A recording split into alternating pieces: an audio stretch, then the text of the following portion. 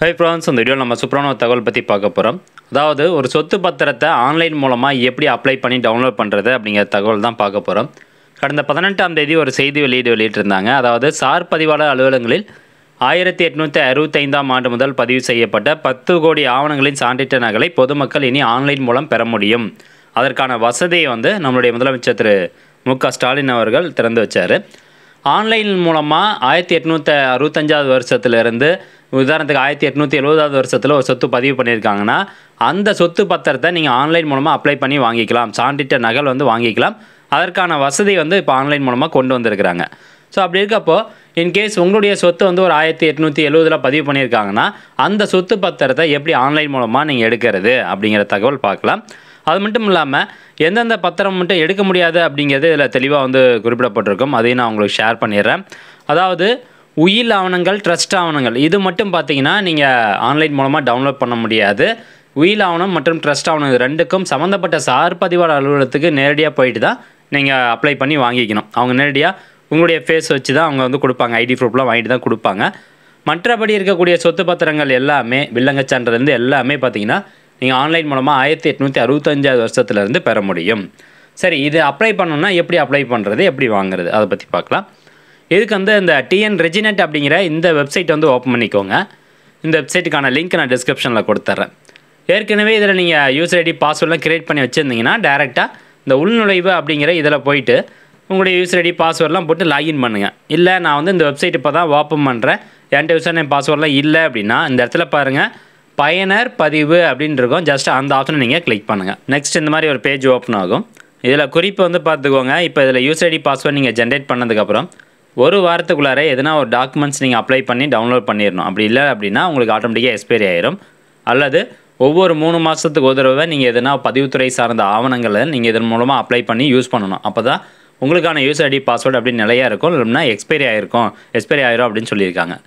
சரி, இப்போது ரெஜிஸ்ட்ரேஷன் பண்ணுறதுக்கு பயனர் வகைப்பாடு இதில் குடிமக்கள் அப்படிங்கிறத கொடுத்துக்கோங்க. ஸோ பொதுமக்கள் எல்லாமே குடிமக்கள் அப்படிங்கிறத கொடுத்துருங்க. உங்களுடைய பெயர் எல்லாமே ஆதார் கார்டில் இருக்க மாதிரி டீட்டெயில்ஸ் கொடுங்க. அதுக்கப்புறம் பாஸ்வேர்டு நீங்கள் என்டர் பண்ணிக்க. பாஸ்வேர்டு நீங்கள் டைப் பண்ணணும். எந்த மாதிரி பாஸ்வேர்டு வேணுமோ உங்களுக்கு செட் பண்ணிக்கோங்க. ஒரு capital letter, small letter, number, special character, star simple, @ simple இந்த மாதிரி சிம்பிள் இருக்க மாதிரி பாஸ்வேர்டு இதில் என்டர் பண்ணிவிட்டு சேம் பாஸ்வேர்டை கடவுச்சொல்லை உறுதி செய்ய அப்படிங்கிற பாக்ஸையும் டைப் பண்ணிவிட்டு இந்த இடத்துல பாருங்கள் பாதுகாப்பு வினா இருக்கும். இதை செலக்ட் பண்ணி இவங்க கேட்குற இந்த ஃபஸ்ட்டு கொஸ்டின் இருக்குது பாருங்கள், what is your nickname அப்படிங்கிறத செலக்ட் பண்ணிட்டு உங்களுக்கான பதில் உங்களுடைய நிக் நேம் என்னவோ பட்டப்பேர் என்னவோ அது இந்த பாக்ஸில் டைப் பண்ணிடுங்க. அதுக்கப்புறம் தனிப்பட்ட விவரங்கள் கேட்பாங்க. வணக்க சொற்கள் திரு, அதாவது இதை கிளிக் பண்ணி திருமதியா, திருநரா அதுவும் செலக்ட் பண்ணிக்கோங்க. நெக்ஸ்ட்டு பார்த்தீங்கன்னா உங்களுக்கான இமெயில் ஐடி, மின்னஞ்சல் முகவரி இந்த பாக்ஸில். தென் உங்களுடைய ஃபஸ்ட்டு பெயர், இடைப்பெயர் கன்ஃபார்ம் தேவையில்லை. இந்த ஸ்டார் போட்டிருப்பாங்க ரெட் கலரில், அந்த டீட்டெயில்ஸ் எல்லாமே கன்ஃபார்மாக நீங்கள் கொடுத்தாகணும். அப்புறம் மேலே இமெயில் ஐடி கொடுத்தீங்க பார்த்தீங்களா, அது மறுபடியும் இந்த பாக்ஸில் மறுபடியும் டைப் பண்ணிக்கோங்க. இமெயில் ஐடி பொறுத்த வரைக்கும் ரொம்பவே முக்கியம். ஸோ அந்த இமெயில் ஐடி கரெக்டாக கொடுத்துருங்க. அதுக்கப்புறம் உங்களுடைய டேட் ஆஃப் பர்த், பிறந்த தேதி கொடுங்க, மொபைல் நம்பர் கொடுங்க. தென் பாலினம் ஆனா பெண்ணா அதெல்லாம் செலக்ட் பண்ணிடுங்க. தென் நெக்ஸ்ட்டு தொலைபேசி எண், உங்களுடைய மொபைல் நம்பரு, அப்புறம் ஆளறி அடையாள வகைப்பாடு அப்படின்ட்டு இருக்கும். எதனா ஒரு டாக்குமெண்ட் நீங்கள் இதில் அப்லோட் பண்ணணும். ஜஸ்ட் இதில் கிளிக் பண்ணி உங்களுடைய ஆதார் கார்டு அதை அப்லோட் பண்ணிக்கோங்க. ஆதார் அட்டை அப்படிங்கிறத செலக்ட் பண்ணிட்டு ஆளறி அடையாள எண், ஆதார் கார்டு நம்பர்னுடைய 12 டிஜிட் நம்பர் இருக்குது பார்த்தீங்களா, அந்த நம்பர் இந்த பாக்ஸில் டைப் பண்ணிடுங்க. அடுத்தபடியாக ஸ்டேட்டு, மாநிலம் செலக்ட் பண்ணிடுங்க. தென் மாவட்டம் செலக்ட் பண்ணுங்கள். உங்களுடைய பின்கோட் நம்பர் 5 இலக்க குறியீடு இந்த பாக்ஸில் டைப் பண்ணுங்கள். தென் அடுக்குமாடி குடியிருப்பு நம்பர் கொடுத்துருங்க. உங்களுடைய வீட்டு கதவு நம்பர் கொடுத்துருங்க. தென் தெரு பெயர், தென் கிராமத்தினுடைய பெயர். அடுத்தபடியாக கீழே பாருங்கள் ஒரு கேப்ச்சா இருக்கும். அந்த கேப்ச்சா என்டர் பண்ணிட்டு ஓடிபி இணை பெறுக அப்படின்ட்டு இருக்கும். அந்த ஆப்ஷன் கிளிக் பண்ண உடனே நீங்கள் கொடுத்தீங்க பார்த்தீங்கன்னா மொபைல் நம்பர், அந்த மொபைல் நம்பருக்கு ஒரு ஓடிபி வரும். அந்த ஓடிபி அந்த பாக்ஸில் டைப் பண்ணிட்டு இந்த இடத்துல பாருங்கள் பதிவினை முடிக்க அப்படிங்கிறத கிளிக் பண்ணிட்டீங்கன்னா போதும். வேறு எந்த ஒரு டீட்டெயில்ஸும் நீங்கள் கொடுக்க தேவையில்லை. உங்களுக்கான யூசர் நேம் பாஸ்வேர்டு ஜென்ரேட் ஆயிரும். Once user name password generate ஆனோன்னா அது உங்களுக்கு மெயில் காமிச்சிருவாங்க. கன்ஃபர்மேஷன் மெசேஜும் உங்களுக்கு ஸ்க்ரீன்லேயே டிஸ்பிளே ஆகும். யூசர் நேம் பாஸ்வேர்டு ஜென்ரேட் ஆனோடனே இந்த முகப்பு பக்கம் அப்படிங்கிற இந்த ஆப்ஷன் கிளிக் பண்ணிவிட்டு இந்த பயனர் பெயர், கடவுச்சொல் அப்படிங்கிற இந்த 2 பாக்ஸ்லேயும் யூசர் ஐடி பாஸ்வேர்டு என்டர் பண்ணிட்டு கீழே இருக்க கேப்ச்சா இருக்கும். இந்த பாக்ஸில் டைப் பண்ணிட்டு உள்நுழைவு அப்படிங்கிற இந்த ஆப்ஷனை கிளிக் பண்ணுங்கள். ஓகே ஃப்ரெண்ட்ஸ், அடுத்ததாக உங்களுக்கான போர்ட்டல் பேஜ் லாக் ஆயிரும். இதில் உங்களுடைய பெயர் கொடுத்துருப்பாங்க. இந்த இடத்துல பார்த்தீங்கன்னா உங்கள் நேம் கொடுத்துருப்பாங்க. அதை கன்ஃபார்ம் பண்ணிக்கோங்க. நெக்ஸ்ட்டு நம்ம பத்திரம் டவுன்லோட் பண்ணணும் அப்படின்னா, அதை அப்ளை பண்ணணும் அப்படின்னா கண்டிப்பாக பத்திர நம்பர் தேவை. பத்திர நம்பர் உங்கள் கையில் இருந்துச்சு அப்படின்னா ஒன்றும் பிரச்சனை இல்லை. நீங்கள் டைரெக்டாக போயிட்டு டவுன்லோட் பண்ணிக்கோங்க. இன்கேஸ் பத்திர நம்பரே எனக்கு தெரியாதுங்க, ஆனால் சர்வே நம்பர் சப்டிவிஷன் நம்பர் இருக்குது அப்படின்னா அந்த சர்வே நம்பர் சப்டிவிஷன் நம்பர் வச்சு ஆன்லைன் மூலமாக பத்திர நம்பர் எப்படி கண்டுபிடிக்கிறதுன்னு நம்ம சேனலில் ஒரு வீடியோ போட்டிருக்கோம். அந்த வீடியோக்கான லிங்க் டிஸ்கிரிப்ஷனில் இருக்குது. பத்திர நகலை அந்த வீடியோ பார்த்து கண்டுபிடிச்சிக்கோங்க, அந்த நம்பரை கண்டுபிடிச்சிக்கோங்க. இன்கேஸ் எனக்கு வந்து சர்வே நம்பரும் தெரியாது, சப்டிவிஷன் நம்பரும் தெரியாது, ஆனால் அந்த சொத்து யார் பேரில் இருக்குதுன்னு மட்டும்தான் தெரியும். அந்த பேரை வச்சு நீங்கள் சர்வே நம்பர் கண்டுபிடிச்சி, சப்டிவிஷன் நம்பர் கண்டுபிடிச்சி, பத்திர நம்பர் கண்டுபிடிச்சி, அதுக்கப்புறமா நீங்கள் பார்த்தீங்கன்னா சொத்து பத்திரத்தை ஆன்லைன் மூலமாக டவுன்லோட் பண்ணலாம். அப்போது அந்த சர்வே நம்பர் சப்டிவிஷன் நம்பர் வந்து எந்த ஒரு டாக்குமெண்ட் இல்லாமல் எப்படி கண்டுபிடிக்கிறது அப்படின்னா அதுக்கும் நம்ம சேனலில் வீடியோ போட்டிருக்கோம். ஸோ அதை பார்த்து இதெல்லாம் நீங்கள் கண்டுபிடிச்சிக்கோங்க. ஒன்ஸ் இந்த பத்திர நம்பர் கண்டுபிடிச்சதுக்கப்புறமா இந்த இடத்துல பாருங்கள், லாகின் பண்ணதுக்கப்புறம் மின்னணு சேவைகள் அப்படின்னு இருக்கும். இது கீழே அப்படியே வந்தீங்கன்னா சான்றளிக்கப்பட்ட நகல் அப்படின்னு இருக்குது பார்த்தீங்களா, இது கீழே சரி ஒரு ஸ்க்ரோல் டவுன் பண்ணிக்கிறேன். ஓகே, மின்னணு சேவைகள் சான்றளிக்கப்பட்ட நகல், இது கீழே தேடல் மற்றும் சான்றளிக்கப்பட்ட நகல் விண்ணப்பிக்க அப்படின்னு இருக்கோம். ஜஸ்ட் அந்த ஆப்ஷனை கிளிக் பண்ணிக்கோங்க. ஸோ இதன் மூலமாக தான் நம்ம அப்ளை பண்ண முடியும். இப்போ இதில் மொத்தம் 3 கட்டத்தில் நீங்கள் ஈஸியாக வந்து அப்ளை பண்ணிக்கலாம். முதலாவதாக பார்த்தீங்கன்னா ஆவண வகைப்பாடு அப்படின்னு கொடுத்துருப்பாங்க. ஸோ சொத்து சம்மந்தப்பட்ட ஆவணம் தான் நம்ம அப்ளை பண்ண போகிறோம். அடுத்தபடியாக ஆவண எண் கேட்டிருக்காங்க. ஸோ ஆவண எண் அப்படிங்கிறது என்னது? பத்திர நம்பர். ஸோ இதான் வந்து பத்திர பதிவு பண்ண அந்த நம்பரு. அந்த நம்பர் தான் எப்படி கண்டுபிடிக்கிறதுன்னு நான் சொல்லியிருந்தேன். அந்த வீடியோ பார்த்துக்கோங்க. நெக்ஸ்ட்டு எந்த சப் ரெஜிஸ்டர் ஆஃபீஸில் வந்து பதிவு பண்ணியிருக்காங்க, சார் பதிவாளர் அலுவலகம் எந்த அலுவலகத்தில் வந்து பதிவு பண்ணியிருக்காங்க அப்படிங்கிற டீட்டெயில்ஸ் வந்து நீங்கள் இதில் செலக்ட் பண்ணிக்கோங்க. அடுத்தபடியாக ஆண்டு எந்த வருஷத்தில் வந்து பதிவு பண்ணியிருக்காங்க. இப்போது கீழே அப்படியே ஸ்க்ரோல் டவுன் பண்ணியிருந்தீங்கன்னா இந்த இடத்துல பார்த்தீங்கன்னா 1865 நீங்கள் வந்து பண்ணிக்கலாம். அதற்கான ஆப்ஷன் கொடுத்துருக்காங்க. ஸோ இப்போதைக்கு இதில் பாருங்கள் 1851 அப்படின்னு கொடுத்துருப்பாங்க. ஆனால் ஆன்லைன் மூலமாக சான்றளிக்கப்பட்ட நகல் வந்து நம்ம கொண்டு வந்திருக்கிறது வந்து 1865 தான் கொண்டு வந்திருக்காங்க. ஸோ அதனால் நீங்கள் எந்த வருஷத்தில் அந்த சொத்து பத்திரம் பதிவு பண்ணதோ அந்த வருஷத்தை வந்து கரெக்டாக பார்த்து செலக்ட் பண்ணிக்கணும். இப்போ இந்த டாக்குமெண்ட் பார்த்தீங்கன்னா இவங்க பதிவு பண்ணது வந்து 1897 அப்படின்னு சொல்கிறாங்க. அந்த கஸ்டமர் அப்படி தான் சொல்கிறாரு. ஸோ அதனால் அந்த இயரை வந்து நான் செலக்ட் பண்ணிட்டேன். அடுத்தபடியாக பார்த்தீங்கன்னா புத்தக எண், இதில் நீங்கள் எதை எடிட் பண்ண முடியாது. தென் நெக்ஸ்ட்டு காண்பிக்கும் குறியீடு, கீழே ஒரு கேப்ச்சா இருக்கும். அந்த கேப்ச்சா கரெக்டாக பார்த்து டைப் பண்ணிக்கோங்க. ஸோ ஃபுல்லாக வந்து டைப் பண்ணிவிட்டு நெக்ஸ்ட்டு தேடுக அப்படிங்கிற ஆப்ஷனை கிளிக் பண்ணணும்.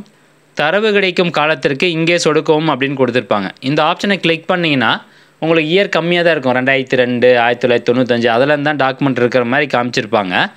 பட் நீங்கள் அதை எதுவும் பார்க்க வேண்டாம். இது வந்து சான்றளிக்கப்பட்ட நகல் நம்ம வந்து பேமெண்ட் பண்ணி தான் கொண்டு வரோம். அது இன்னும் ஆன்லைன் மூலமாக அப்டேட் பண்ணாமல் இருக்காங்க. இங்கே பாருங்கள், தரவு கிடைக்கும் காலத்திற்கு இங்கே சொடுக்கும் அப்படிங்கிறத கிளிக் பண்ணி காமிக்கிறேன். ஸோ கிளிக் பண்ணோன்னே பாருங்கள், இப்போ உதாரணத்துக்கு கோயம்புத்தூரில் எதுனா ஒரு ஊரோடதை பார்ப்போம், பிளமேடு அல்லது மதுக்கரை. ஸோ இதெல்லாம் பார்த்தீங்கன்னா 2001, 2002 தான் இருக்குது அப்படின்னு சொல்கிறாங்க. பட் நீங்கள் அப்ளை பண்ணீங்க அப்படின்னா உங்களுக்கான டாக்குமெண்ட்டை அவங்க எடுத்து கொடுத்துருவாங்க. ஸோ ஆன்லைன் இந்த போர்ட்டல்லே போயிட்டு டவுன்லோட் வந்து பண்ணிக்கலாம் பேமெண்ட் பண்ணதுக்கப்புறம். சரி, இப்போ கீழே பாருங்கள் ஒரு கேப்ச்சா கோட் இருக்குது. அந்த கேப்ச்சா கோடை நான் டைப் பண்ணிக்கிறேன். நெக்ஸ்ட்டு தேடுக அப்படிங்கிற ஆப்ஷனை கிளிக் பண்ணுங்கள். நெக்ஸ்ட்டு கீழே அப்படியே ஸ்க்ரோல் டவுன் பண்ணிட்டு வந்தீங்கன்னா இந்த இடத்துல நீங்கள் கொடுத்த டீட்டெயில்ஸ் வந்துடும். நீங்கள் எந்த டாக்குமெண்ட் நம்பரு எந்த வருஷம் கொடுத்தீங்களோ அது வந்து ஆவண எண்ணில் வந்துடும். அதுக்கப்புறம் சார் பதிவாளர் அலுவலகம் வரும். பதிவு நாள் அப்படின்னு போட்டு இதில் ஒரு டேட் கொடுத்துருப்பாங்க. இதில் பார்த்தீங்கன்னா 2023 அப்படின்னு கொடுத்துருக்காங்க. அப்படின்னா என்ன அர்த்தம்னா கடைசியாக எந்த அந்த டாக்குமெண்ட் அந்த நிலம் அந்த சொத்தானது கடைசியாக எந்த தேதியில் பதிவு பண்ணியிருக்காங்க அப்படிங்கிற டேட்டு. ஸோ இதை நீங்கள் எதுவும் கன்ஃபியூஸ் பண்ணிக்க வேண்டாம். அடுத்தபடியாக இணையவழி விண்ணப்பிக்க அப்படிங்கிற இந்த ஆப்ஷனை நீங்கள் சூஸ் பண்ணிடுங்க. தென் நெக்ஸ்ட்டு தனிப்பட்ட விவரங்கள் அப்படின்னு கேட்பாங்க. இதில் உங்களுடைய பெயர் ஃபுல்லாக தமிழில் டைப் பண்ணணும். இன்கேஸ் நீங்கள் இந்த பாக்ஸில் தமிழில் டைப் பண்ணும்போது எரர் வருது அப்படின்னா தமிழ் டைப்பிங்.in அல்லது கூகுள் டைப்பிங் மூலமாகவோ உங்களுடைய பெயர் வந்து தமிழில் ஃபுல்லாக கன்வெர்ட் பண்ணிவிட்டு அதை காப்பி பண்ணி அப்படியே அந்த பெயர் அப்படிங்கிற பாக்ஸில் பேஸ்ட் பண்ணிவிட்டு கீழே உங்களுக்கான மொபைல் நம்பர் கொடுத்துருங்க. நெக்ஸ்ட்டு சேமிக்க மற்றும் அடுத்த பக்கம் அப்படிங்கிற இந்த ஆப்ஷன் கிளிக் பண்ணிட்டு சரி அப்படிங்கிற ஆப்ஷனை கிளிக் பண்ணுங்கள். அடுத்ததாக பார்த்தீங்கன்னா கட்டண விவரங்கள் அப்படிங்கிற இந்த பேஜுக்குள்ளே போயிடும். ஸோ இப்போ விண்ணப்ப எண் நிலுவையில் உள்ளது அப்படின்னு சொல்லி இதில் வந்துருச்சு. தொகை செலுத்தும் நிலைப்பாடு வந்து நிலுவையில் உள்ளது. அப்போது எவ்வளோ பேமெண்ட் வந்து செலுத்தணும் அப்படிங்கிறது இதில் கொடுத்துருப்பாங்க.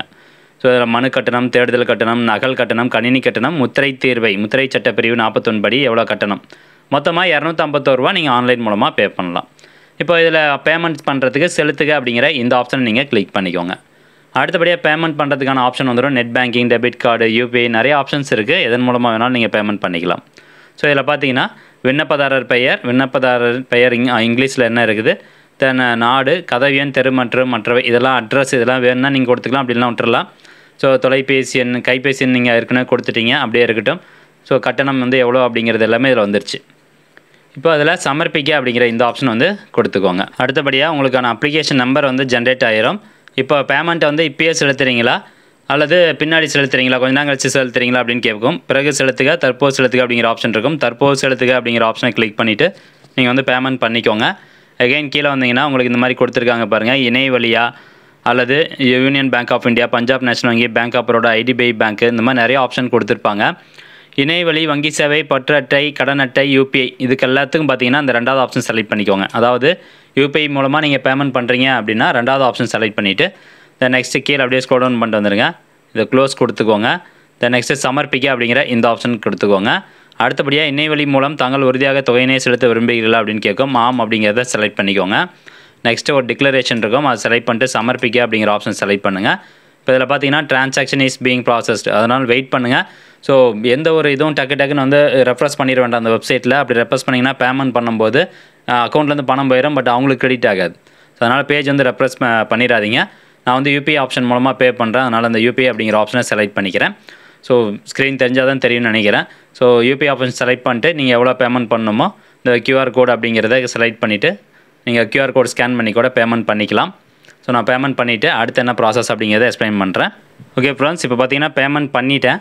அடுத்தபடியாக ஸ்டேட்டஸ் செக் பண்ணி எப்படி அந்த சொத்து பத்திரத்தை டவுன்லோட் பண்ணுறது அப்படின்னு பார்க்கலாம். அகெயின் இந்த டிஎன் ரெஜினெட்டில் லாகின் பண்ணிக்கோங்க. இதில் மின்னணு சேவைகளில் போய்ட்டு சான்றளிக்கப்பட்ட நகலில் போய்ட்டு கோரிக்கை பட்டியல் அப்படின்னு இருக்கும், அந்த ஆப்ஷனை சூஸ் பண்ணிக்கோங்க. அடுத்தபடியாக கீழே ஸ்க்ரோல் டவுன் பண்ணிருந்தீங்கன்னா மேலே ஃபஸ்ட்டு இப்போ நீங்கள் 5 டாக்குமெண்ட் அப்ளை பண்ணியிருந்தால் ஃபஸ்ட்டாக இருக்க டாக்குமெண்ட் தான் கடைசியாக நீங்கள் அப்ளை பண்ணது.